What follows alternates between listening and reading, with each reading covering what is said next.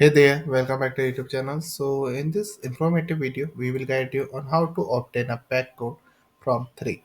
So a mobile network provider, a PAC code or a porting authorization code is necessary when you wish to switch your mobile number to a different network. We will explain step-by-step process to obtaining your PAC code from 3. So ensuring a smooth transition to your new network, stay tuned to learn the simple and efficient method for acquiring your pack code from 3. So let's start. How to get pack code from a 3? You have to get a 3 account transfer pin. Follow this step. So first here we have to by message text the pack followed by your date of birth and then to 65075. For example, PSC 071283. Like that we have to go to method 2 using a call.